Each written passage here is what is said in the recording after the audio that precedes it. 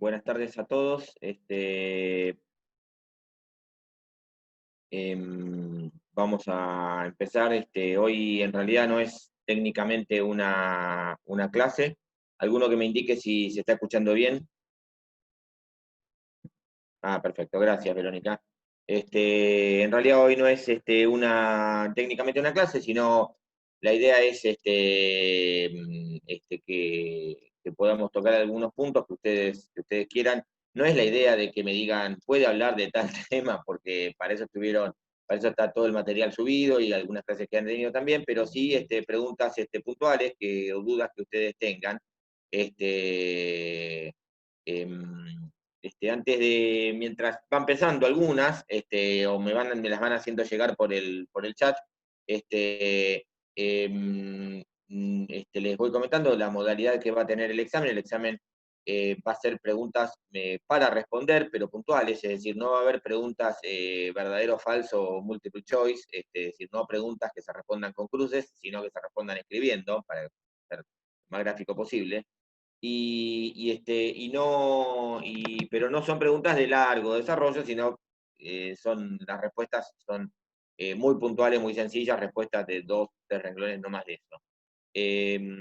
Ya se les indicó el tiempo que iban a tener, que va a ser bastante suficiente. No sé, antes que me pregunten la cantidad de preguntas, la verdad no lo sé porque es el titular el que hace el armado final. Nosotros les acercamos preguntas de los distintos temas, cada uno de los docentes, de los distintos temas que haya elaborado y cuyo material se ha subido. En el caso de hacer el examen por celular, ¿a qué aplicación debo ingresar? No tengo, Jazmín, no tengo la menor idea. No lo sé.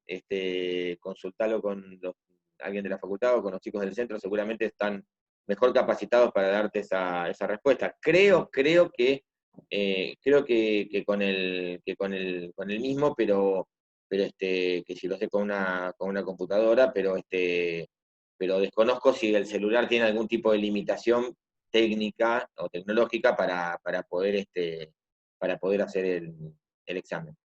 Doctor, Eh, buenas tardes. Le hago una consulta. sí, El, sí, el examen, bueno, va a ser por Zoom, como quien diría, en vivo, ¿no? Los micrófonos, todo eso tiene que estar todo apagado, ¿no?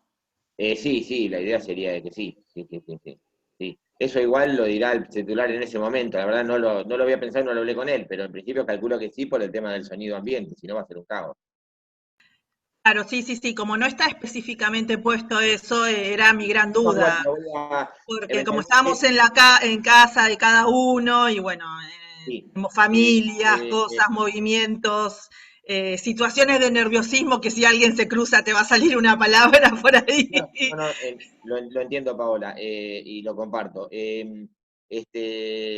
Bueno, es un tema, todos estamos aprendiendo un poco sobre la marcha en esta modalidad, así que y van surgiendo cuestiones, y lo voy a consultar con el titular y eventualmente se les enviará un mensaje a todos a través del campus con algún tipo de indicación en ese sentido, ¿sí? Profe, yo Gracias. tengo una El duda. examen, el examen no es está bien la relación de acá de Brenda. El examen no es, el Zoom si bien va a estar, es para vernos, pero no es por Zoom en el sentido de que no es oral. ¿Está claro? Esta modalidad ya la hizo, el doctor del Cerro ya la hizo unos días atrás en la práctica procesal 2, que es la otra materia que tiene él, la otra cátedra que tiene él, y no hubo ningún inconveniente. Le dio buenos resultados. Inclusive tuve buena devolución de parte de la facultad en ese sentido, buenos comentarios en el sentido de el resultado había sido satisfactorio en cuanto a cómo se llevó a cabo el parcial.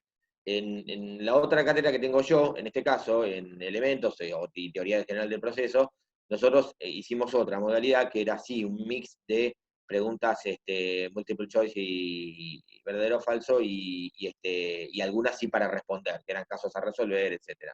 Este, pero sin el Zoom presente, es decir, cada uno estaba, no le veíamos las caras. En este caso, la única diferencia es que le veremos las caras. A ver, dice, claro, lo que hacemos el examen del celular al salir del Zoom para entrar al campus, la imagen queda tildada. Sí, va a ser inevitable eso. Si el examen se envía directamente cuando pasan los 100 minutos o nosotros tenemos que enviarlo.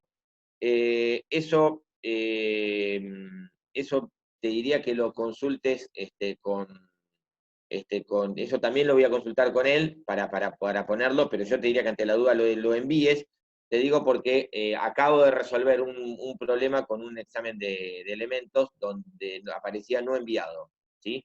Entonces a mí no me habilitaba la corrección, si bien yo podía ver las respuestas, y yo lo que hice es corregirlo, porque cuando son respuestas con cruces, el sistema automáticamente te lo puntúa, porque no es necesario leerlo, el contenido de la respuesta, y en este caso yo lo corregí manualmente, ¿sí? De forma excepcional, pero en realidad técnicamente no estaba presentado, pues no estaba enviado. Pero yo no sé si la alumna se confió en que el sistema lo mandaba, y cuando lo quiso mandar había pasado la hora, en este caso eran 60 minutos, habían pasado los 60 minutos y ya era tarde y ya no se le había cerrado.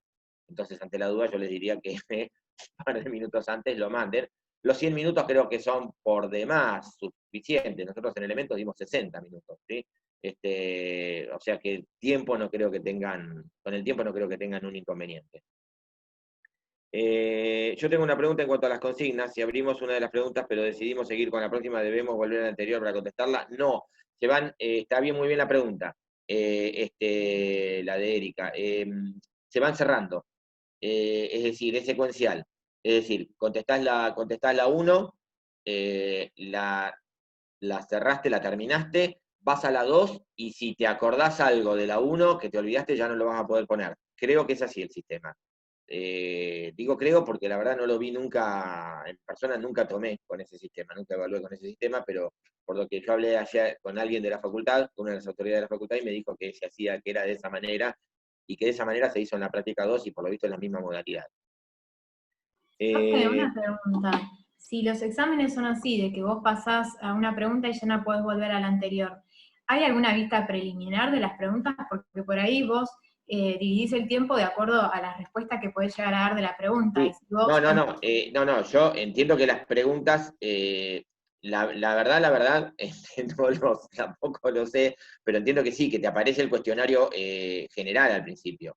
Te aparece el cuestionario general, y el tema es de que una vez que terminaste de responder, ahí se te cierra la pregunta, ¿sí? Y la posibilidad de volver a responder.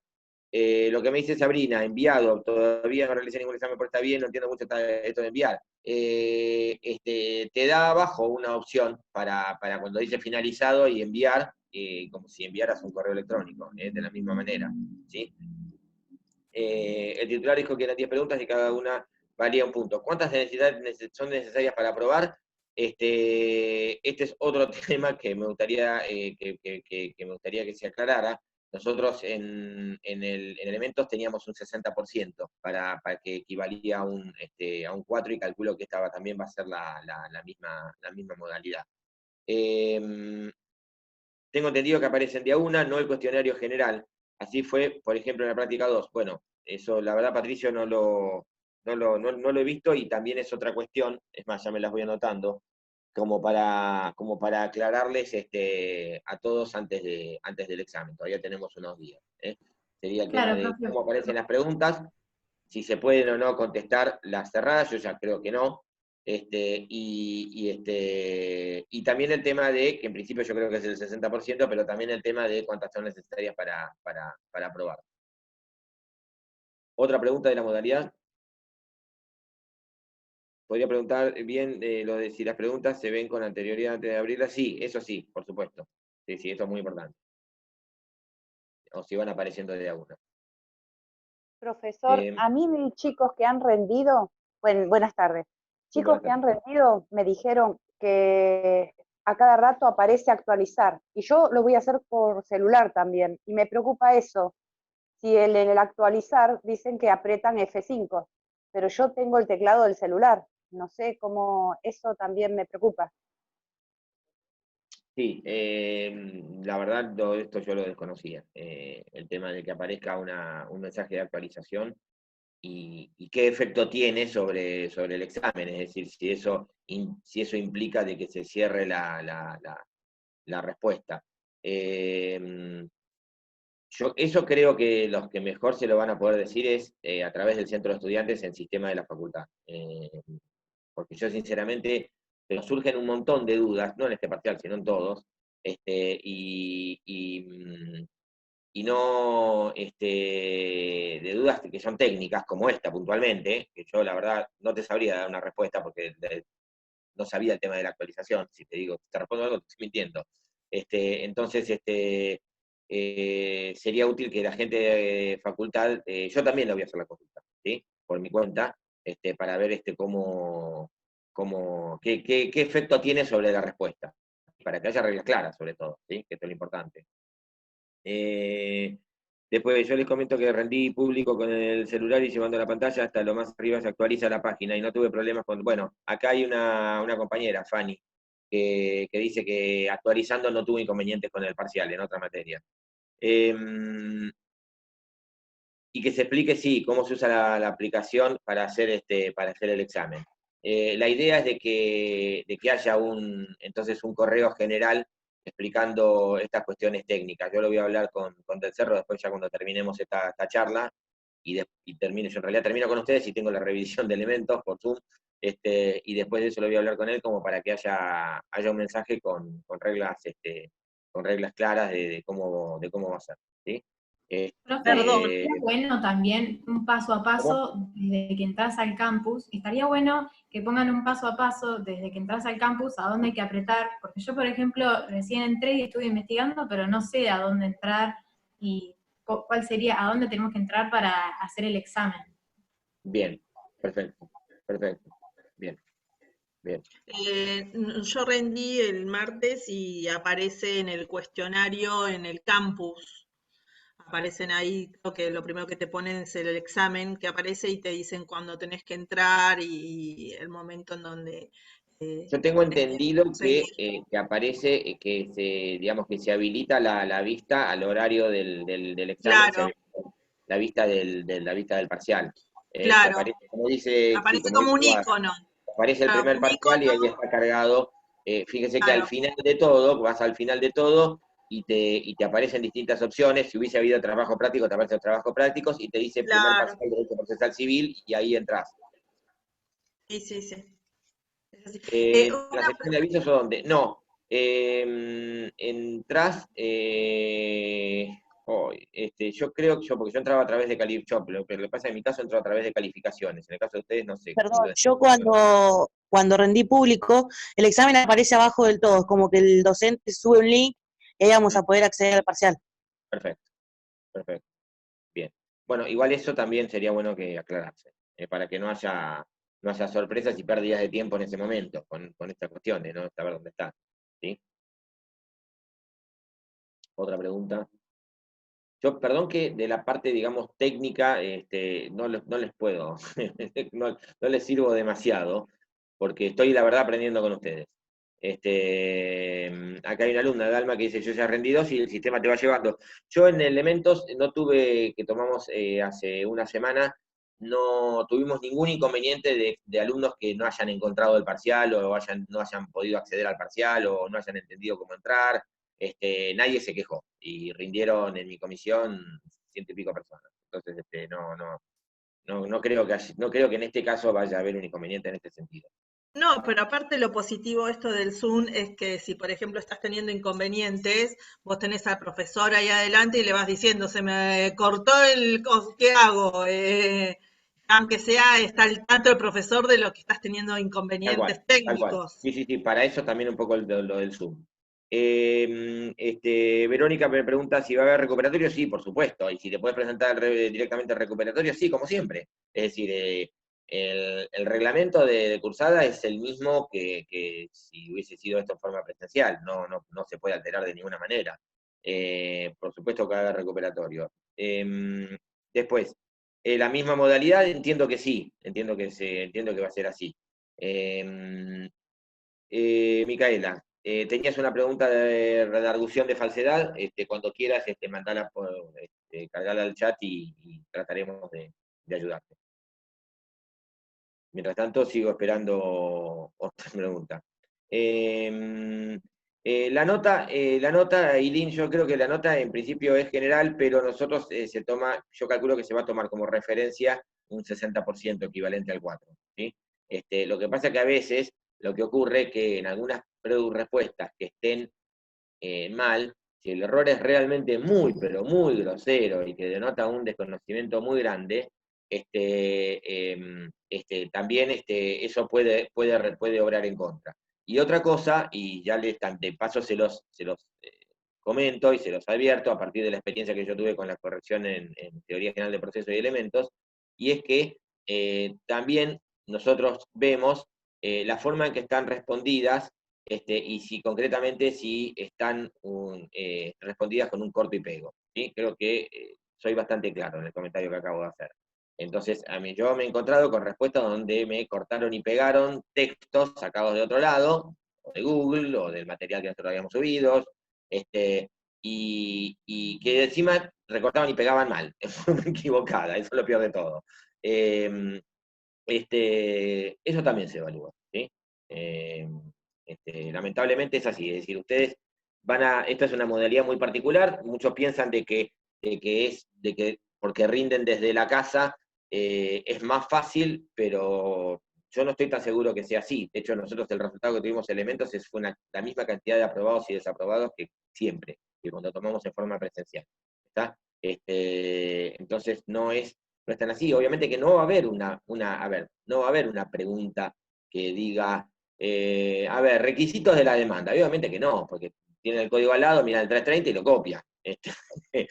No va a ser en ese sentido. Es decir, va a haber, las preguntas van a ir por el lado de tener que contestar algo que implique un conocimiento previo. Es decir, una pregunta que no se pueda contestar googleando, hablando mal y pronto. ¿Sí? Yo creo que más claro no puedo ¿Un ser. ejemplo, doctor? ¿Cómo? ¿Un ejemplo? Y un Decir, una ejemplo pregunta. un ejemplo es, por ejemplo, diferenciar dos figuras determinadas. Es decir, diferenciar los efectos de, no sé, de la citación coactiva o la intervención espontánea de un tercero en el proceso. Un ejemplo es indicar los supuestos en los cuales un tercero puede incorporarse a un proceso. Un ejemplo es indicar las diferencias entre dos tipos de notificaciones determinados. ¿Está claro? Entonces, es algo que abriendo solamente el código no se va a poder, en principio, responder, sino que van a tener que saber, por lo menos, haberlo visto, saber dónde buscar, ¿sí? Bueno, a ver, tengo un montón y estoy atrasado con las respuestas. A ver. Va a haber recuperatorias, ya lo contestamos. ¿Cuántas hay que tener? Ya lo contestamos. ¿Cuándo tendremos la nota? Entiendo que en una semana después del examen. En una de las clases hablamos de reducción de falsedad y explicaron que hay que impugnar el documento agregado por la otra parte primero y luego promover el incidente de redargución.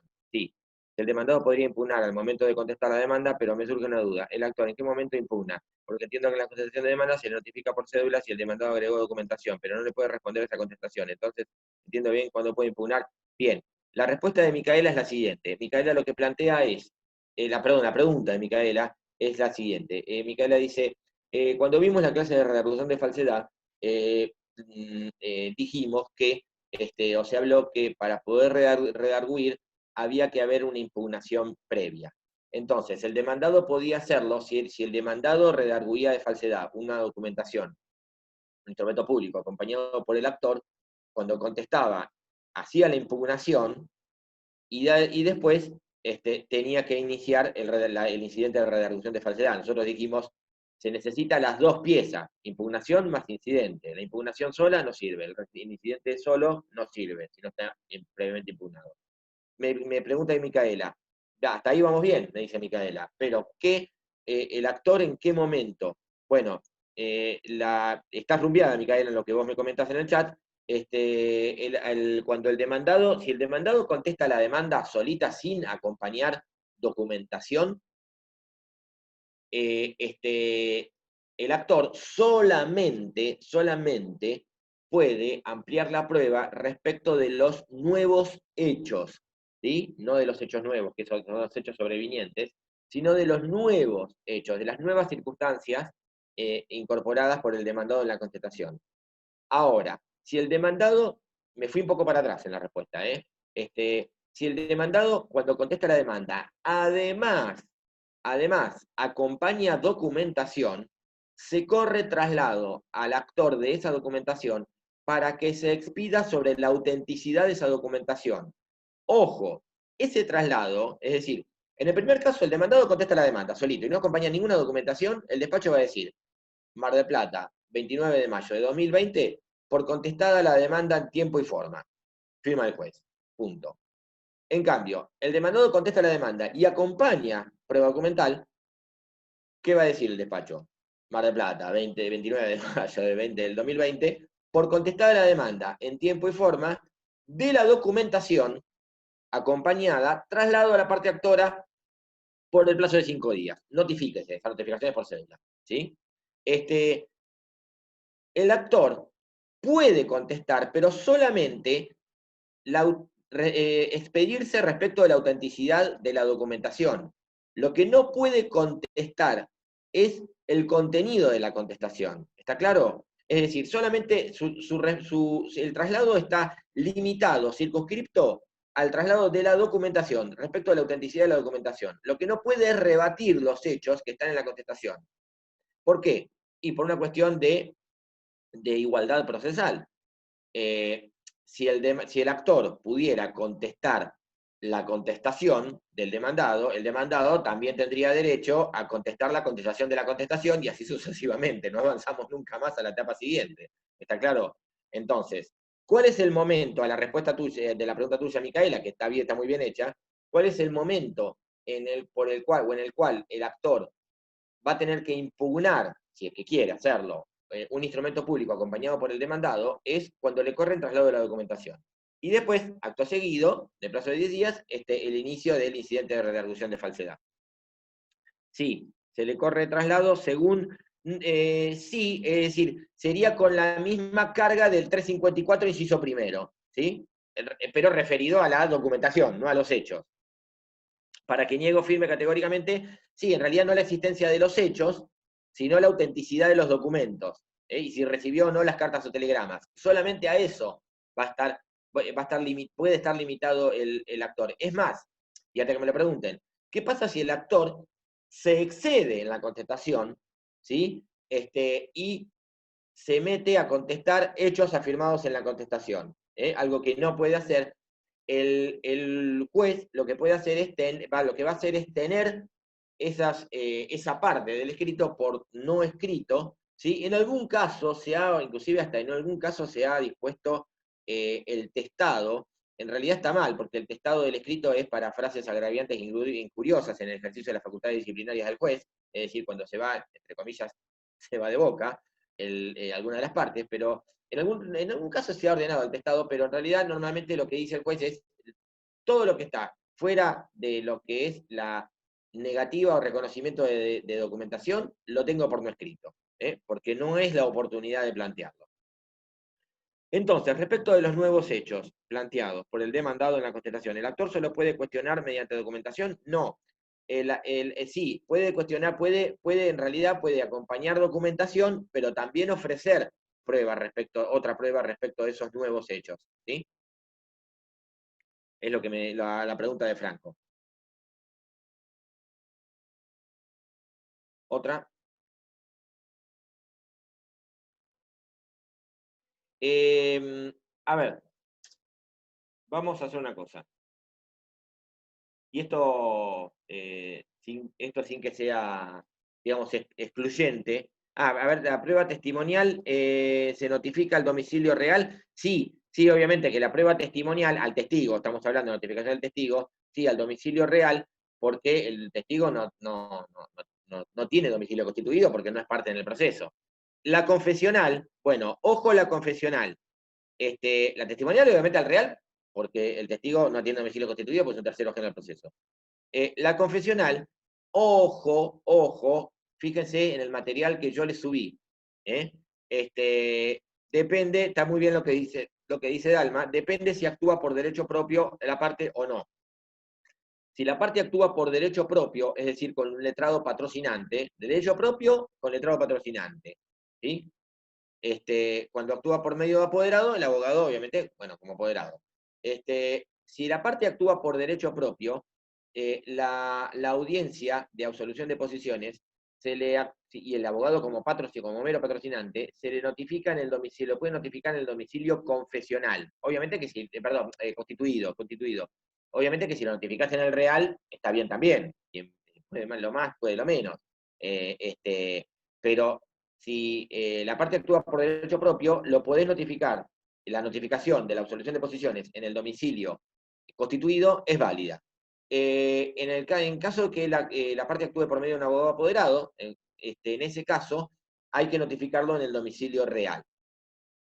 Fíjese en el material que yo les subí, que inclusive les aclaro que esto en el Código de Nación está expresamente establecido. En el Código de Provincia no está expresamente establecido, y es un poco una creación jurisprudencial. Sin embargo, algunos juzgados, en Mar del Plata, por ejemplo, el Juzgado Civil 5, exige que siempre sea en el domicilio real. Y otro tema es la notificación de la absolución de posiciones al rebelde, ¿sí? Porque recuerden que una de las consecuencias de la rebeldía es que todas las resoluciones, menos la rebeldía y la sentencia, se notifican al Ministerio Legis.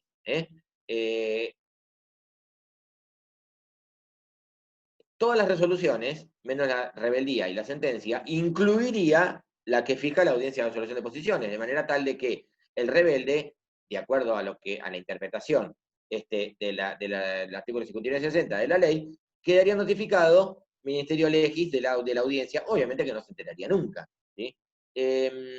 Sin embargo, hay algunos juzgados, por ejemplo, también en el Juzgado Civil número 5, Mar del Plata, que exigen aún así que se notifique en el domicilio real. En realidad es algo que la ley no dice.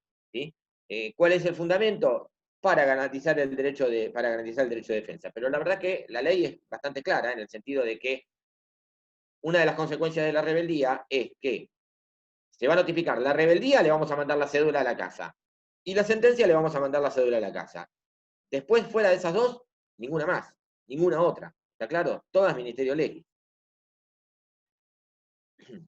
Otra. Mientras voy creando el programa para ver algunas cosas puntuales.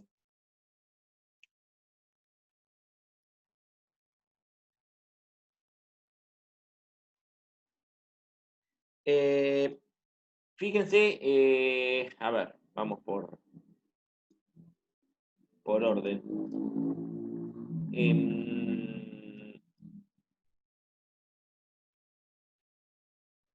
Bueno, en actos procesales, problemas no van a tener. En notificaciones, presten atención al tema de la notificación electrónica, que hay una diferencia en cuando se consuma entre nación y provincia. En provincia opera como si fuera la notificación Ministerio Legis, es decir, recibís la notificación electrónica, está disponible en tu casilla y queda notificada el día de nota posterior, martes o viernes.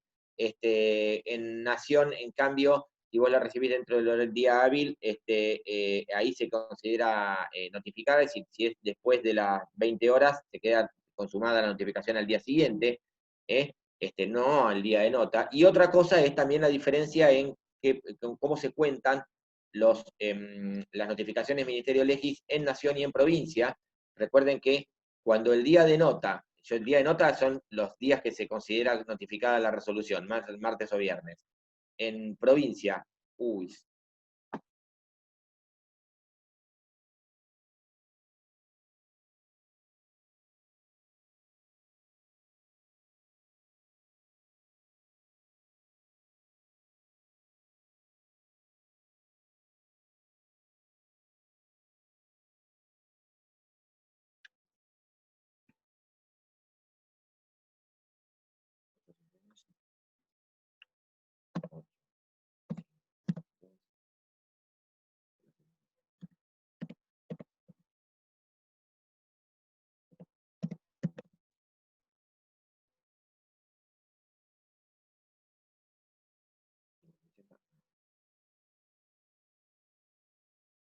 Ahí estamos de vuelta. Bien, ¿me escuchan?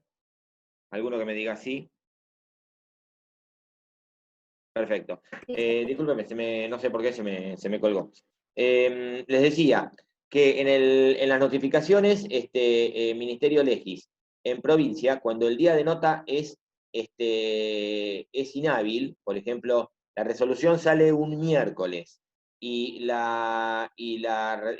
por lo tanto queda notificada a Ministerio Legis el viernes, si el viernes es inhábil, no sé, Viernes Santo, pongámosle, queda notificada el siguiente hábil, o sea, el lunes, ¿sí?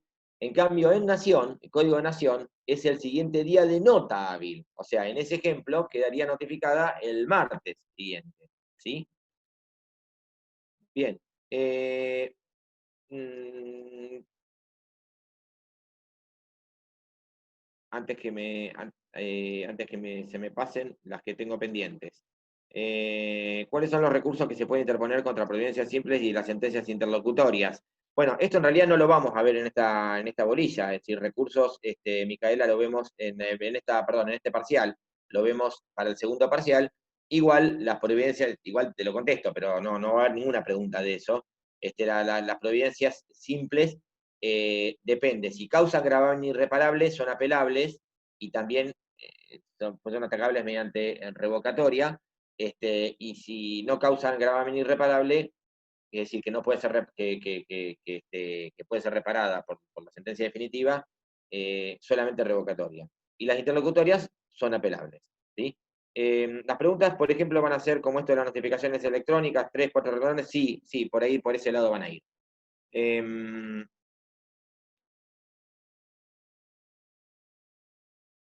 Sí, lo que dice Liliana, sí, es cierto. En realidad, la 3975, la acordada, no modifica el sistema de notificaciones.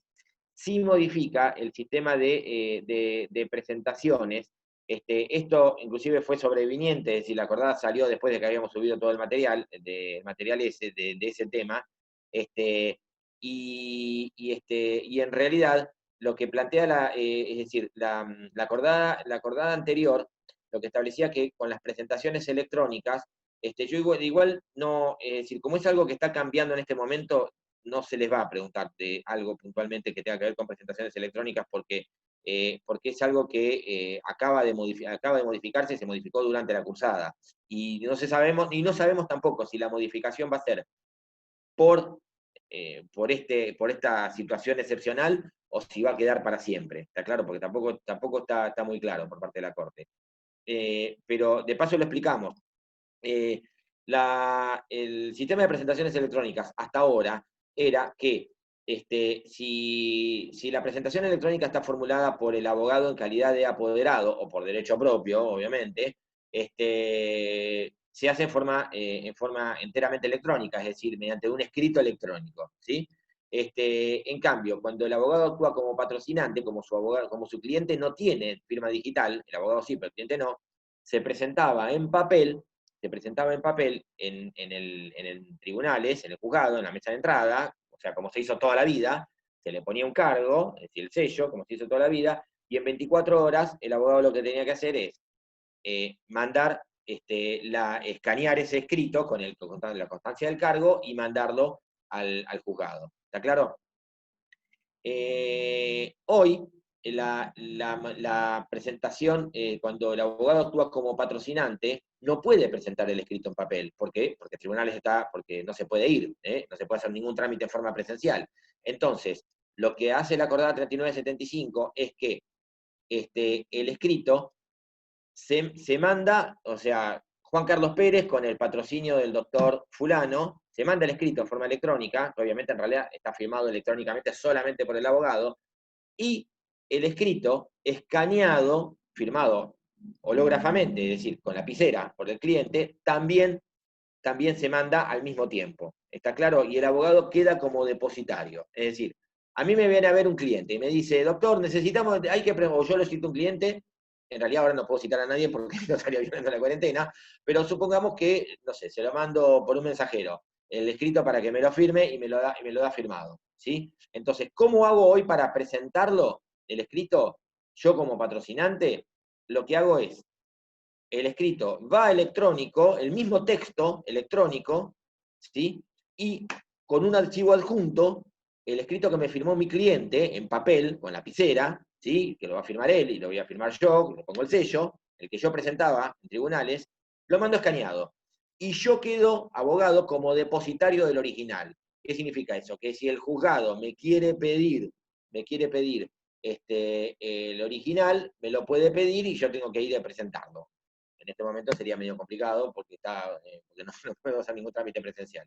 ¿Está claro? Por eso yo les aclaro que esto, la acordada 3975, con este sistema, no sé, no sabemos, no sabe nadie, si esto va a quedar para toda la vida o si va a ser algo momentáneo. Personalmente creo que ya medio que va a quedar, porque se va al proceso, al expediente, perdón, enteramente electrónico, es decir, desaparece prácticamente el expediente en papel, inclusive desaparecen las foliaturas, el numerito chiquitito que se le ponía a cada hoja, a cada foja, en realidad, es decir, seguíamos nosotros hablando de fojas, que en realidad la palabra foja es hoja en español antiguo, o sea, fíjense lo atrasado que estábamos, y se va a un expediente enteramente electrónico. De todas maneras, esto va a ser para los expedientes que se inician ahora, que hoy por hoy está vedado, está prohibido iniciar ningún proceso, excepto en los juzgados de turno, para cuestiones urgentes, pero hoy la Rectoría General de Expedientes, hoy por hoy está cerrada, se está implementando ahora, se implementa a partir del 1 de junio la posibilidad de iniciarlos en forma electrónica, pero es todo tan nuevo que no me parece justo realmente evaluarlos eso, donde la mayoría tampoco tienen claro cómo va a funcionar. ¿Estamos? Entonces, lo de notificaciones electrónicas, eso no se cambió, eso no cambió, esto sigue igual. Lo único que se modifica un poco, en el caso de las presentaciones como el letrado patrocinante, es las presentaciones electrónicas, es decir, los escritos electrónicos. ¿Sí? ¿Otra pregunta?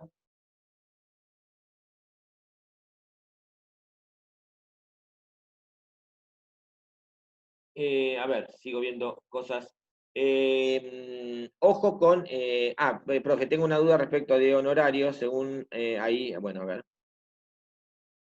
Decila y lo posible te lo evaluaremos, te lo contestaremos.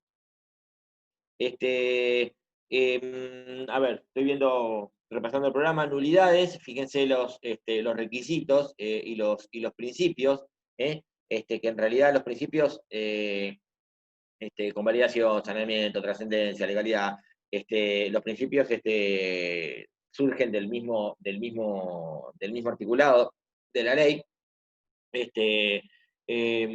Ojo con el tema del planteo de las nulidades. Las nulidades en principio van por vía incidental, pero a veces, si yo planteo la nulidad de una notificación, a veces puede ir por la vía incidental o a veces puede ir por la vía de redargución de falsedad, según el caso. Fíjense que en el material está hecha la aclaración, porque si yo planteo la nulidad de la notificación porque digo, me notificaron en un domicilio donde yo no vivía, y me notificaron, por ejemplo, bajo responsabilidad, me la dejaron en la puerta, ahí sí voy a plantear un incidente de nulidad. Ahora, si resulta que la cédula dice que la recibí yo, y yo lo que estoy planteando es, yo no la recibí, porque yo no vivo ahí, entonces ahí yo estoy impugnando el contenido de un instrumento público, de la cédula, ¿está claro? Entonces voy a ir por redacción de falsedad. Es decir, la nulidad de la notificación no es porque me notificaron un domicilio equivocado, sino, además de eso, porque dicen que yo la recibí cuando yo no la recibí. Estoy impugnando lo que puso el oficial notificador. ¿Está claro? ¿El apoderado va a hacer todas las presentaciones electrónicamente, menos las que no son de mero trámite? No, el abogado puede hacer las presentaciones de mero trámite, aún siendo, esto sí, yo se los puse bien clarito en el material, y esto no cambia. El abogado patrocinante tiene la facultad de realizar todas las presentaciones que son de mero trámite, con su sola firma. Es decir, no es necesario que le firme el cliente. Es decir, el abogado puede ser meramente patrocinante y presentar un escrito impulsando el proceso. pero como patrocinante. Y ahí sí lo firma él solo y va electrónicamente. De hecho, eso se hizo precisamente para disminuir la cantidad de escritos que necesiten la firma del cliente, que están los que yo les dije, es decir, demanda, contestación, reconvención, todos los que generen traslado, interposición de recursos, fundamento de recursos. Bueno, a ver, Micaela, los honorarios podían pactarse por medio de 3 contratos. El contrato individual, el contrato profesional permanente, que tiene una retribución periódica, ¿sí? Por ejemplo, el abogado de una empresa, ¿sí? Y el pacto de cuota litis. En el caso del pacto de cuota litis, si el abogado gana el juicio, va a recibir lo pactado con el cliente en el pacto de cuota litis. Y además, de la parte contraria, lo que el juez le hubiese regulado honorarios. Pero en el caso de los otros dos contratos, es también así, si el abogado firmó esos 2 contratos con el cliente, ¿el juez le va a regular honorarios? Bueno, si el contrato está presentado, en el expediente, el juez lo va a tener presente, pero esto no impide de que es decir, va a tener validez respecto de los honorarios de la parte a quien él representa. Ahora, esto no impide que la contraparte, si está condenada en costas, tenga que pagarle honorarios. A ver, te pongo un ejemplo. Yo soy abogado, no sé, de una empresa, de un banco, de una compañía de seguros, y yo tengo un contrato profesional permanente, por el cual la empresa me paga lo que se dice vulgarmente el abono mensual, ¿no? Entonces a mí me paga una X cantidad de dinero mensualmente, ¿sí? Similar a lo que si fuera un salario de un empleado, ¿no? Entonces tiene una retribución por mis servicios profesionales, en realidad es una alocación de servicios, por mis servicios profesionales, una retribución periódica permanente. A mi cliente, ahí sí yo no le voy a poder cobrar los honorarios, ¿está claro? Ahora, yo el juicio lo gano, y a la otra parte, sí, obviamente que se los voy a poder cobrar. El hecho de que a mí me esté pagando una retribución, mi cliente una retribución permanente, no lo va a beneficiar a la otra parte que me tiene que pagar, que está condenada en costas. ¿Está claro? A eso me refiero. Se va a preguntar sobre el protocolo 2020 de audiencia preliminar y vistas de causa. Sí, obviamente que sí. Esto ya está hace varios años rigiendo, y la gran mayoría de los juzgados, por lo menos en Mar del Plata, están adheridos a este sistema. De los 16 juzgados hay 13, 14 seguro, menos el 2, el 5 y alguno que se me escapa, están adheridos al sistema de audiencia preliminar y de protocolo justicia 2020 y audiencia preliminar y vista de causa. Y esto sí llegó, si bien todavía técnicamente no es ley, llegó para quedarse, y además, en realidad, el juez tiene las facultades en materia probatoria de arbitrar los medios, o tiene la flexibilidad para determinar de qué forma se va a desarrollar la etapa probatoria y cómo se van a producir las audiencias de prueba. De manera tal de que en realidad, aún con el código actual, vigente, con sus 50 años de antigüedad, más de 50 años de antigüedad, está la posibilidad de que el juez haga la audiencia preliminar. No le está vedada la posibilidad de que haga una audiencia de prueba preliminar y que haga una audiencia de vista de causa. La ley no se lo impide, ¿sí? Además, el mismo código le exige como deber del juez, en el artículo 34, inciso quinto, concentrar todas las diligencias posibles en el mismo acto. Entonces, nadie puede levantar la voz diciendo, pero me llamaron a una audiencia preliminar para poder depurar la prueba, o me llamaron a una audiencia de vista de causa para que todos los testigos y las partes declaren en el mismo día. Bueno, qué mejor que eso, ¿sí? Entonces, si bien, repito, en el Código de Nación la audiencia preliminar sí está prevista, en el Código de Provincia no está prevista, expresamente, nada impide que se haga con el texto actual, es decir, no se está violando la ley, ¿sí? Más allá de que se siga las sugerencias del protocolo de justicia 2020. De hecho, fíjense que no todos los jueces civiles en Mar del Plata, por ejemplo, lo hacen de la misma manera, porque, por ejemplo, la gran mayoría en la audiencia preliminar se limitan solamente, el objeto de la audiencia preliminar, a determinar cuáles son los hechos, depurar la prueba, es decir, que las pruebas desistan de aquellas que no son pertinentes o que son superfluas, y proveer la prueba. Pero hay juzgados, como el 3, que además de todo eso, hace como en el 360 de Nación, toma la audiencia de resolución de posiciones. Los otros no lo hacen, pero lo hace. Pero precisamente porque la ley les permite, hoy por hoy, todavía esa flexibilidad de diseñar un poco a medida cómo se va a desarrollar la etapa probatoria. ¿Estamos? Inclusive ahora, por ejemplo, en esta situación, a mí hay audiencias preliminares que me han fracasado precisamente porque no pudimos hacerla, y el juez lo que hizo es prescindir de la audiencia preliminar y proveer directamente toda la prueba, sin perjuicio de que después toda la prueba que se desarrolla en forma oral, es decir, la testimonial y la confesional, se haga en una vista de causa cuando podamos, ¿no? Porque hoy por hoy no se puede. Micaela, la ley de honorarios es posible que pregunte sobre el artículo 21 y 22 que hablan sobre bases regulatorias generales. Sí, 32 a 50 establecen alícuotas particulares. Sí, la verdad no te sé decir. Primero, la verdad, si lo supiera no te lo diría. Pero tampoco lo sé porque no hice yo las preguntas sobre honorarios, sino el docente que dio el tema, que se ocupó del tema. Pero sí, el tema de las bases regulatorias generales y las formas de regular honorarios, eso es, te diría que lo más básico en materia de honorarios, es decir, ver que en los procesos, fíjense que ustedes tienen dos grandes tipos de procesos. Los procesos susceptibles de apreciación pecuniaria, cuando hay un monto de dinero, y los que no lo son, cuando es un proceso con una sentencia declarativa, o una obligación de hacer, o una obligación de no hacer, ¿sí? En el primer caso, se fijan en un porcentaje. Ese porcentaje, que es un principio general, el del 21, del 10 al 21, del 10 al 25, y después casos particulares para ejecutivos, sucesorios, etc. Y en los casos de los procesos no susceptibles de apreciación pecuniaria, fijan una determinada cantidad de IUS, y bueno, y tener en claro en qué consiste el IUS, como unidad de medida arancelaria, de dónde surge el IUS como el 1% de la retribución del juez ordinario, primera instancia de la provincia de Buenos Aires,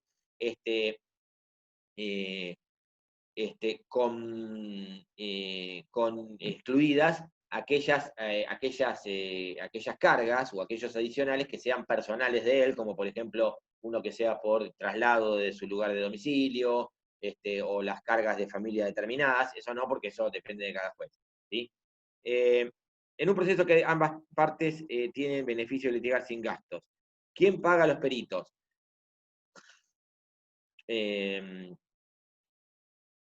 No hay nadie. Nadie. Los peritos no le van a poder cobrar a nadie en la medida de que no demuestren de que alguna de las partes ha cambiado ha mejorado de fortuna. La verdad que nadie. No le van a poder ejecutar los honorarios, mientras si las dos partes tienen beneficio de litigar sin gastos, ¿sí? Esto es así. Esta es una de las tantas circunstancias por los cuales la prueba pericial ya hace varios años está, entre comillas, en crisis. ¿Por qué está en crisis?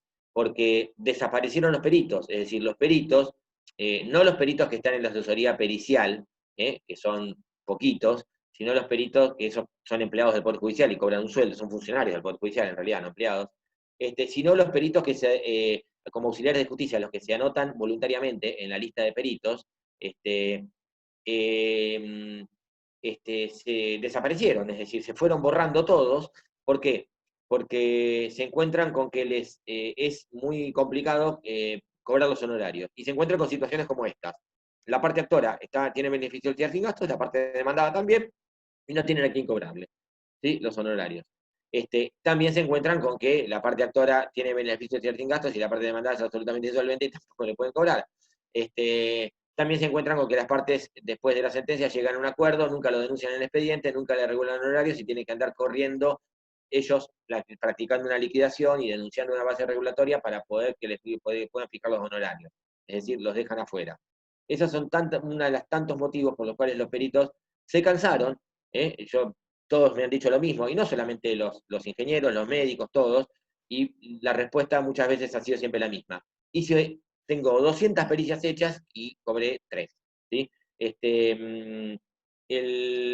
el sistema de justicia 2020, el protocolo de justicia 2020, vino un poco a terminar un poco con eso, en el sentido de que se les pone un anticipo un anticipo para gastos fuerte, 2.500, 3.000 pesos, que en realidad no debería hacerlo, porque el anticipo para gastos es para gastos, no es un anticipo de honorarios. Los honorarios son los honorarios y los gastos son los gastos del perito.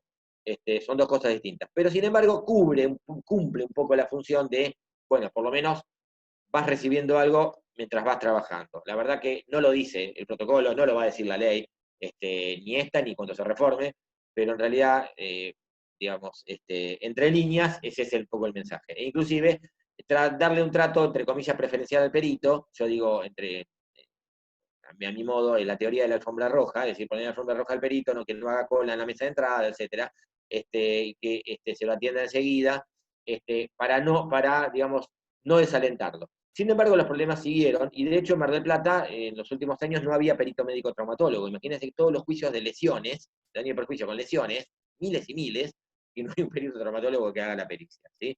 Y se tenían que pedir, por favor, a médicos que voluntariamente la hagan. Se reunió médicos del HPC, por ejemplo, que lo hicieron un tiempo y después también se cansaron. Por esto que les acabo de comentar. ¿Es necesario estar en un nuevo proceso por parte del profesional para poder probar una mejora de fortuna? Sí, un incidente. Un incidente de cese de beneficio de litigar sin gastos. Está bien lo que dijo Micaela, ya te lo contestó Micaela, está bien Micaela, es un incidente. ¿Sí? Cualquier planteo que escape a la cuestión general siempre va, en principio, por vía incidental. ¿Sí? El incidente es el comodín, digamos, la vía procesal comodín para poder plantear cualquier cuestión. Tiene que promover, a ver, Micaela tiene que promover un incidente, creo que la pretensión que propone el demandado tiene que ser conexa con la pretensión de la demanda. No entendí eso, si me lo puedes aclarar un poco Perdón, más. profe, se envió todo junto. La pregunta era si la pretensión que pone el demandado en la reconvención tiene que ser conexa con la que pone el actor en la demanda. Ah, sí, igual, es otra cosa. Bueno, otro tema, bien. Lo que pregunta, antes de entrar a eso, y así le contesto a Sabrina, y preguntó algo que tiene que ver con lo que estábamos hablando, ¿este incidente beneficia a todos los que están pendientes del cobro? ¿A cada uno debe visitarlo? No, yo creo que van a beneficiar a todos. Sí, va a tener un poco un efecto expansivo, ¿sí? Porque si se soy de fortuna para uno, se soy de fortuna para todos, ¿sí? ¿Se hace en el mismo proceso? No, habría que hacer, la Corte tiene una acordada hace muchos años que todo incidente se tiene que iniciar por separado, inclusive por receptoría. A instancia que en el proceso se decidió la cuestión de fondo, sí, en el mismo, es decir, en el mismo juzgado, pero por un proceso, un incidente por separado, ¿sí? Sería un incidente de cese de beneficio de litigar sin gasto. Después, ahora sí contesto lo que me planteaba Micaela. La pregunta de Micaela es la siguiente. Para plantear una reconvención, la pretensión del demandado contra el actor, ¿necesariamente tiene que ser conexa? Y la respuesta es, depende. A ver, en el código en la provincia de Buenos Aires, fíjense que ustedes tienen proceso ordinario, sumario y sumarísimo, ¿sí? En el ordinario, no dice absolutamente nada de si tiene que ser conexa, y en cambio, en el sumario, creo que es 485 o 486, creo que es 485 para el sumario, dice que necesariamente tiene que ser conexa. Con lo cual, es decir, fíjense que el 485 dice, en el proceso sumario solamente se puede plantear la reconvención si está fundada en el mismo objeto y causa que la pretensión principal, ¿sí? Palabras más, palabras menos. Quiere decir que en la provincia de Buenos Aires, en el sumario, y por lo tanto en el sumarísimo, lo que está en el sumario está en el sumarísimo, se exige que la reconvención sea conexa. Entonces, en sentido contrario, a contrario sensu, por exclusión, en el ordinario no se exigiría que la reconvención tenga necesariamente conexidad. ¿Está claro? Por otro lado, Por otro lado,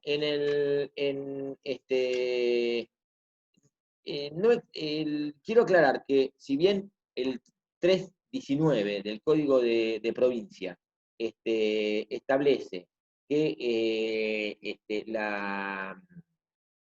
el principio general en la provincia de Buenos Aires es que los procesos de conocimiento son ordinarios, la verdad que en realidad son la excepción, porque si ustedes ven la lista de excepciones del artículo 320, es tan grande, fíjense que todos los reclamos que no superen los 4.500 IUs, 4.500 IUs son más o menos 8 millones y pico de pesos, sí o sí van por la vía sumaria. Y después todos los del inciso 2 del 320, también, entre ellos los daños y perjuicios de accidente de tránsito, cualquiera sea el monto, van por la vía sumaria. Entonces, en la provincia de Buenos Aires, en la práctica, el principio general es, la regla es que sean ordinarios, pero son tantas las excepciones que en la práctica la mayoría son sumarios. Entonces, repasando, en la provincia de Buenos Aires, en el ordinario no es necesario que en la reconvención sea conexa con la pretensión principal. En el sumario y sumarísimo sí se exige que sea conexa con la pretensión principal. Más allá que en la práctica profesional, es raro que alguien plantee una reconvención con una pretensión que sea distinta, pero podría llegar a ser entre dos personas que tienen, supongamos que son dos personas que tienen vínculos contractuales frecuentes, y uno inicia un juicio por incumplimiento de un contrato y otro le contesta y además le reconviene por el incumplimiento de otro contrato. El incumplimiento del contrato, si fuera superior a 4.500 IUs, es ordinario.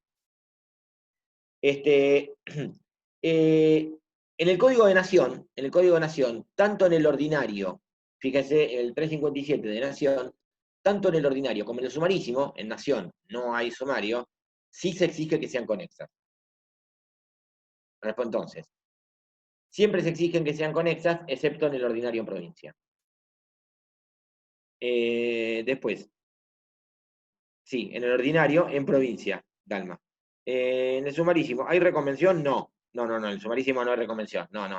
Está bien la aclaración. En el sumarísimo, no, tanto en nación como en provincia, no hay reconvención. ¿Otra?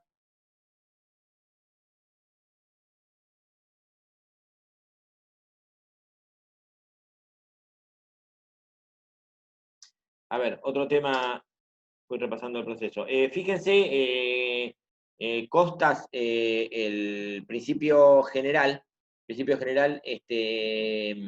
y fundamentalmente las excepciones.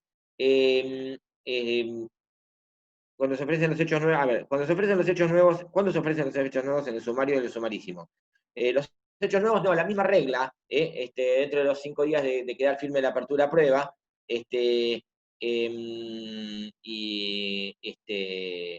o antes también, obviamente, hasta los 5 días de quedar firme la apertura a prueba. Después de eso, solamente lo vas a poder hacer en el caso del sumario, no en el caso del sumarísimo, que no tiene recurso conseguido libremente, sino en el caso del sumario, lo vas a poder hacer en cámara, ¿sí? Es decir, un hecho nuevo que es posterior a la oportunidad del 363, recién vas a tener que esperar a la segunda instancia para poder plantearlo, algo que requiere urgente reforma, porque es un disparate. En la declaración de puro derecho, no me quedó claro la diferencia entre traslado entre provincia y nación. Bueno, la cuestión es la siguiente.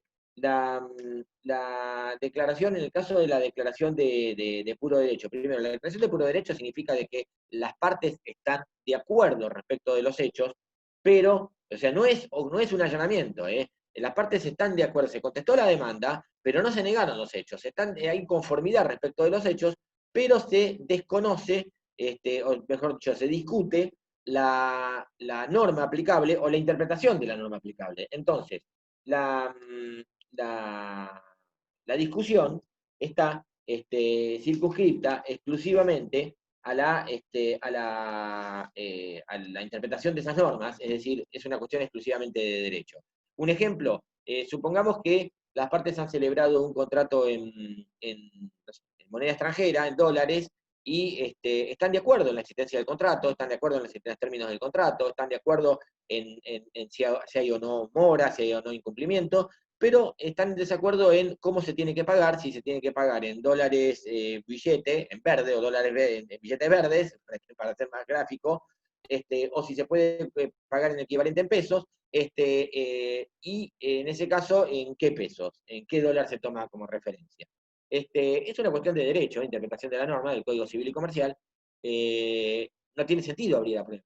¿Sí? En ese caso, hay en el Código de Nación, perdón, el Código de Provincia, la ley, el 357, establece que una vez contestada la demanda, y cuando se declarare la cuestión de puro derecho, hay un nuevo traslado a las partes por su orden. Por su orden significa primero al actor y después al demandado. ¿Por cuánto tiempo? Cuando la ley no dice un plazo, siempre son 5 días. Esto acuérdenselo para toda la vida. Es el plazo por defecto, el plazo comodín, son 5 días. ¿Qué pueden hacer las partes?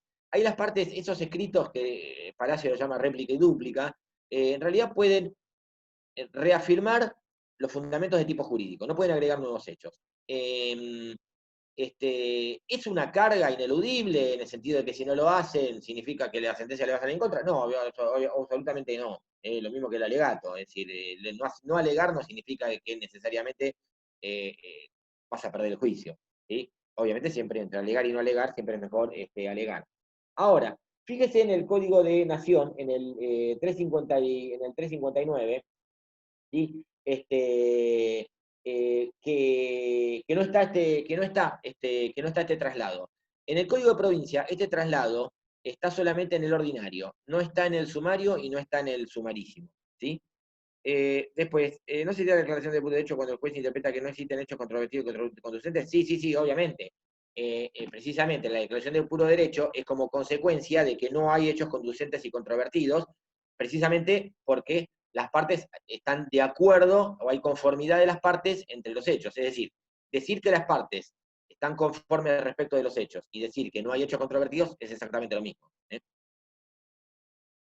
La caducidad de la prueba se produce automáticamente, el juez tiene que declararla. El juez tiene que, el juez tiene que declararla. Necesita de declaración judicial. Lo que es importante es diferenciar la negligencia de la caducidad de la prueba. Ojo, estamos hablando de caducidad de prueba, no de instancia. ¿Sí? Diferenciar negligencia de caducidad de prueba. ¿Por qué? Porque la negligencia, la negligencia del 382 requiere de sustanciación, es decir, mi contraparte tiene prueba pendiente, el periodo de prueba ya está recontravencido, yo quiero avanzar con el proceso, como tiene prueba pendiente no puedo avanzar con el proceso, entonces, ¿qué hago? Acuso la negligencia respecto de la producción de la prueba pendiente de la contraparte, individualizándola, de la prueba, no sé, testimonial e informativa, póngale. Entonces, el juez, antes de resolver, le corre traslado a la otra parte por 5 días y le da la posibilidad de, además de evacuar el traslado, que puede, por ejemplo, decir que la demora no le es imputable, hoy también de producirla, y de esa manera salva, entre comillas, la negligencia. En el caso de una prueba testimonial es imposible, porque en 5 días tendría que pedir que se fije una nueva audiencia, que se fije la nueva audiencia, que venga el testigo, que declare. Pero en el caso de una prueba informativa, por ahí, él consigue la contestación del informe, lo presenta en el expediente y salvó la negligencia. ¿Sí? En la caducidad, no hay traslado.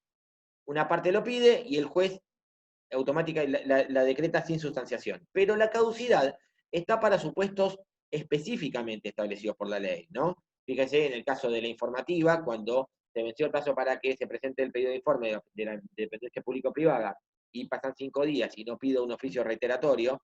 Fíjense en el caso de la testimonial, el testigo, yo asumí la carga de la citación del testigo y el testigo no compareció, o no asumí la carga de la citación del testigo, el testigo no compareció, no está notificado, pero en 5 días no pedí la citación nuevamente, o no vino a la primera audiencia estando notificado y no pedí y no arbitré las medidas necesarias para traerlo por la fuerza pública a la segunda, o el testigo vino, 432 y 435, y el testigo vino y yo no dejé el interrogatorio ni tampoco vine para poder hacerlo a viva voz, porque lo puedo hacer a viva voz, ¿sí? Entonces el testigo vino y no está ni la parte interesada que lo propuso, ni tampoco está en interrogatorio. Entonces el testigo dice, bueno, déjense constancia que yo vine, pero no me llamen nunca más. Y la otra parte pide la caducidad de la prueba, ¿sí? Se pierde la prueba. En el caso de la pericial, fíjense el tema de cuando la falta de pago del anticipo para gastos, me notifican de un anticipo para gastos periciales, 2.000 pesos, me dan 5 días para depositarlo en la cuenta del juzgado, no lo hago, me pueden pedir decretar la caducidad de la instancia. Y en la confesional, la falta de presentación del pliego, siempre y cuando venga el absolvente. El absolvente viene y dice, acá vine a absolver posiciones el día y hora que me dijeron en la cédula que recibí, y el pliego no está, ¿sí? El pliego no está, entonces el absolvente deja constancia, yo vine, o sea, se deja constancia de la comparecencia del absolvente, yo vine y no está el pliego, hablando mal y pronto, ¿no? Se deja constancia, dice, en tal del 29 de mayo de 2020 comparece quien dice ser fulano Mengano, fulano, o sea, Juan Carlos Pérez, DNI X, domiciliado en tal lugar, quien deja constancia que compareció y la imposibilidad de realizar la audiencia ante la ausencia de pliego. Entonces la otra parte, inclusive mismo, el absolvente mismo, normalmente cuando uno acompaña al absolvente y no está el pliego, uno mismo ahí ya pide el 408, que es la caducidad de prueba confesional.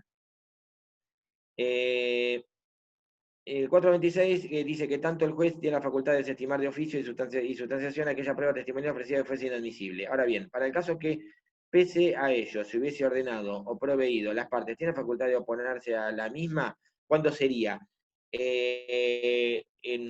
Hasta el momento de inicio de la audiencia, ¿sí?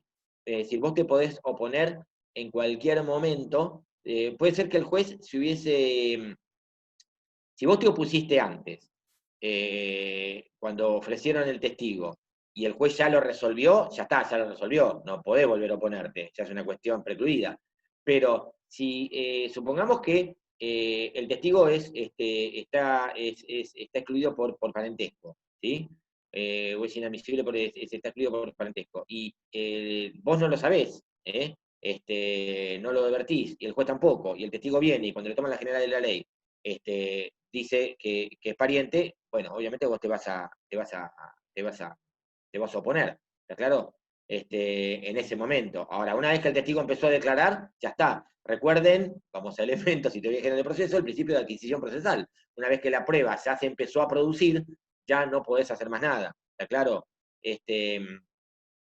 Ya perdiste la oportunidad de hacerlo. Antes de que el testigo empiece a declarar sobre los hechos, en realidad empezó a declarar, porque ya declaró, contestó la general de la ley, ahí ya te podés oponer a la declaración, ¿sí?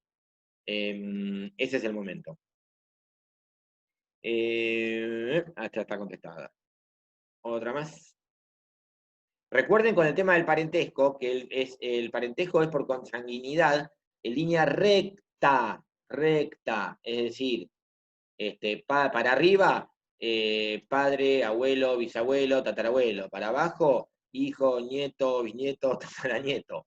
No el hermano no está excluido, aunque les parezca mentira. El hermano puede declarar como testigo. Obviamente que después esa declaración va a ser evaluada, va a ser apreciada por el juez de acuerdo a las reglas de la sana crítica, ¿sí? Las reglas generales, ¿no? Igual es relativo, porque a mí me ha pasado de un juicio en el cual el testigo estaba ofrecido por la otra parte y él había ofrecido como testigo el hermano de mi cliente, pero porque sabían que estaban peleados a muerte y sabía que iba a venir a embarrar la cancha. Así que es relativo, a veces que el hermano puede salir siempre a favor. Otra pregunta más. Y última, y vamos terminando porque tengo otro Zoom para la revisión del examen de elementos, ahora en unos minutos. Y además se nos acaba el tiempo también. Tenemos hasta 45.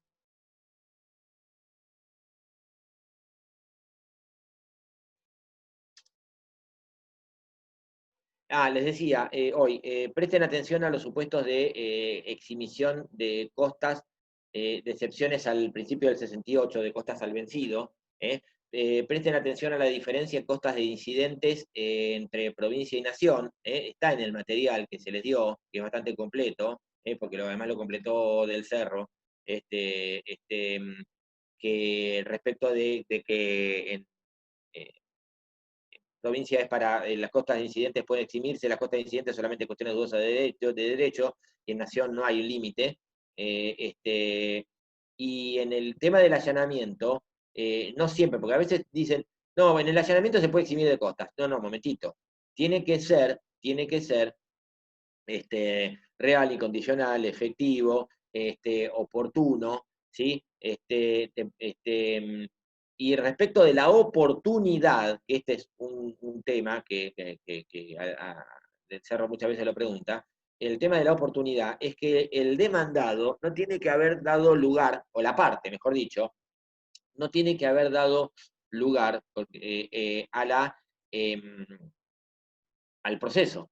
Está claro con su conducta. Es decir, ¿cómo determinamos que no tiene que haber dado lugar al proceso? Si hubo previamente una constitución en mora, una carta de documento, intimándolo al cumplimiento de la obligación, la carta de documento no fue respondida, o fue respondida negando todo, evidentemente al que reclama, a la parte actora, no le queda más remedio que iniciar el proceso. Entonces, si el demandado después viene y dice, no, me allano y pido exhibición de costas. Bueno, pero ¿por qué no te aviniste a un acuerdo o no te allanaste cuando te intimaron extrajudicialmente? ¿Está claro? Inclusive, ustedes saben que la gran mayoría de los procesos de conocimiento llevan una mediación prejudicial obligatoria. Si hubo una mediación prejudicial obligatoria, ya el demandado está advertido del reclamo de la parte actora, de manera tal que tuvo una posibilidad de poder acceder a ese reclamo. Entonces, un eventual allanamiento, digo porque a mí me lo han planteado, por ejemplo, en un proceso de división de condominio, que son comunes los allanamientos, un eventual allanamiento ya es tardío, es extemporáneo.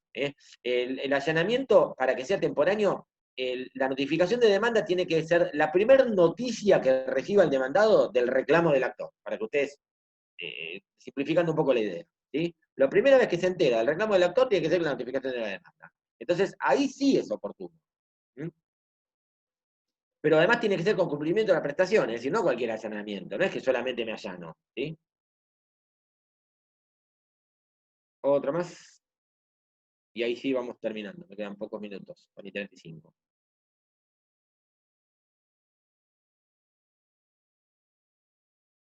Bueno, vamos terminando. Como siempre, muchas gracias a todos. Gracias a los chicos chicos y chicas del Centro de Estudiantes que armaron la reunión. Y bueno, mucha suerte. Dos cosas que normalmente yo digo cuando arranca la cursada, y es que esta materia es muy larga.